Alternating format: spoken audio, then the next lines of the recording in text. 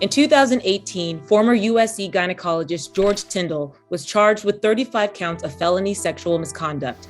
Today, I'm sitting down with USC sexual assault survivor Sarah May, who's sharing her healing journey in her debut book, To the Shadows. I'm Brittany Jones-Cooper, and welcome to Unmuted. Sarah, the case against George Tyndall has made national news and involves thousands of victims. Your story starts back in 2004. Can you tell us a little bit about what brought you to USC? My dream was always to work in the film industry, and I went to USC to study screenwriting. Unfortunately, what happened at USC put me in a really place of not believing in myself, and so my dreams never came to fruition. So sorry to hear that. I think trauma has such a long-lasting impact on our lives. In 2004, you went to the USC clinic for a gynecological visit. Can you take us back to what happened that day? I had made an appointment with Dr. Tyndall, and when I went in, he proceeded to ignore what I had come in for, and he assaulted me vaginally with no gloves on his hand. And I could feel the whole appointment that something was happening. I think what really got to me is that he seemed so comfortable doing it. I was like, maybe he's doing this to other women. I remember my hand on the doorknob after I'd gotten dressed, and I did not want to open that door. I didn't want anyone to see me. I just say this is emotional, right? So I felt like garbage. And that was really difficult for me because I feel like I had already been fighting my entire life to get out of that belief because of what happened to me as a kid.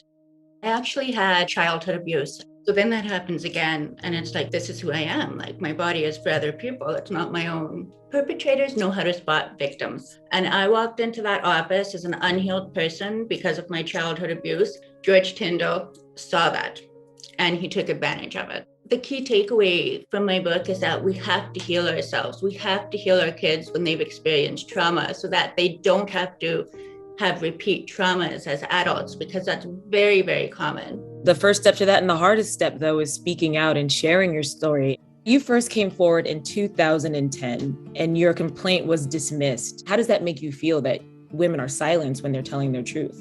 I mean, it makes me livid. Before me, people had complained. If they had listened to those complaints, I wouldn't have had to go through that.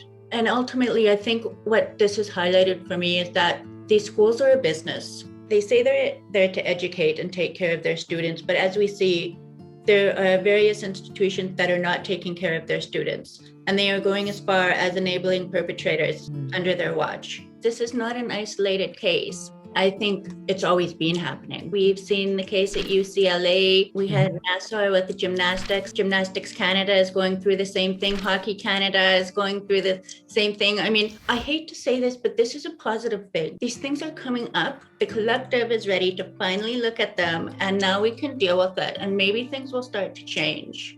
In 2018, George Tyndall was finally charged with sexual assault. How did you come back into the story, and how were you introduced to the lawyers to tell your story? Because I had done so much work healing and working with trauma, I picked up the phone to call lawyers within 5 minutes of seeing the news. That's the difference between being unhealed and healed, our ability to just stand up for ourselves. There was about 1,000 plaintiffs, give or take. About 20 of us were deposed, including myself. I think that was a lot of pressure. You know that you're fighting on behalf of all these other victims. At the same time, you're constantly rehashing the abuse. And so it was very emotional and just wanting to do a good job for everyone that didn't have a voice. Ultimately, USC paid $1.1 billion in settlements to thousands of former Tyndall patients. It's the largest sex abuse payout in education history. Do you think they did enough? I would have liked an apology. Yeah. No one apologized. And it's interesting because they paid that amount of money, but couldn't take responsibility for what had happened. Sarah, you've come so far on your healing journey. What do you hope that readers learn from your book? First of all, this book is not just for people healing, it's for people supporting healers. I think the more we understand about what goes on during the healing process, the better we are able to support the people we love.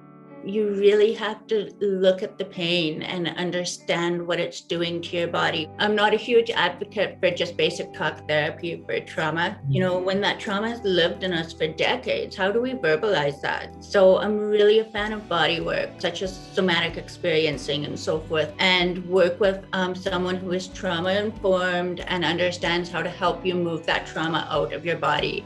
I want people to know that the pain of healing is worth it. Trauma it's passed on through the genes. We heal ourselves, we're healing our lineage. Every time a person heals themselves, we're making a better world for the future. Healing takes work, and to see somebody engaged in it is empowering. So thank you, Sarah, for sharing your story with us today.